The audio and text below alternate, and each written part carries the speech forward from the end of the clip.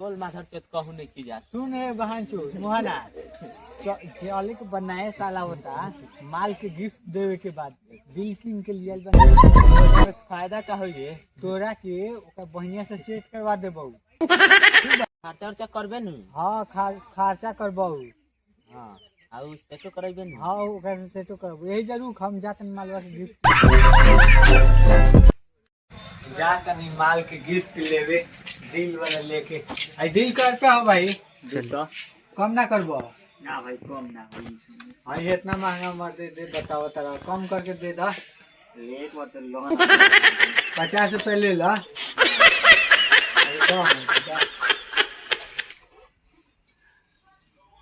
ला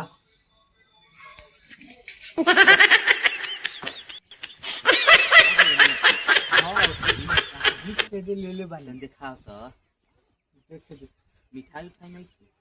ना मिठाई नहीं थे पैसा का पैसा जाकर पापा के बगल में से चुरा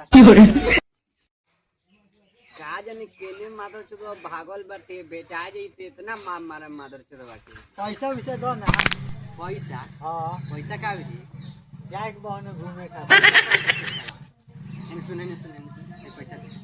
मादर चोदवा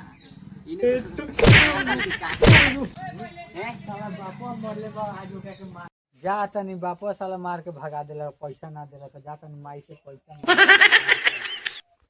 जा तनी माई से पैसा मांगे आ कोहम एम आए दे न 200 रुपया पापा से मांगने तो ना देला मार के भगा देला हम कहां गरले गए नहीं होने घूमे खातिर त का होई पैसा आए लक मोहनम बोला ले गए मोहना सोने त कहां गरले घूमे काहे खातिर पैसा का होई नया साल आवता तोरे खातिर त नहीं सब लोग खातिर तो दे ना पैसा काम बा दे ना दिन भर घूमत रहेला दे ना पैसा दे ना 200 रुपए दे ना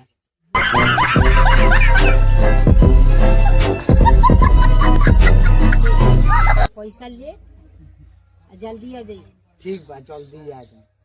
आई घर में तोर बाप झगड़ा करी झगड़ा लगाई खाना ना कुछ ना बनेगी कहां ले जेबे पैसा काम बा नया साल होता जानत बोलही बारे चक्कर ना ना पड़े। लेके लगिला लइका लगी चक्कर मत ले जल्दी सवेरी चले घर हां ठीक बा ठीक अभी मजा आएगा ना भिड़ो माल की दे रहे ए सुना तारो अगला पैसा खातिर आ गेला पैसा देलु का हम त ना देनी तो ओकरा हाथ में देखने 200 रुपया वाला का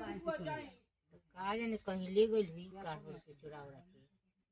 के सब तोरे मन चढ़ाव रहते ते देलु ना हम त ना देनी तो कहत रहा कि हम देनी है चल चल चल जल्दी जल्दी हम मिलल है देख दे 200 रुपया चल जल्दी मिल के चल हम तो पिछवा के ही जरा हम जाता ना नहीं हम चले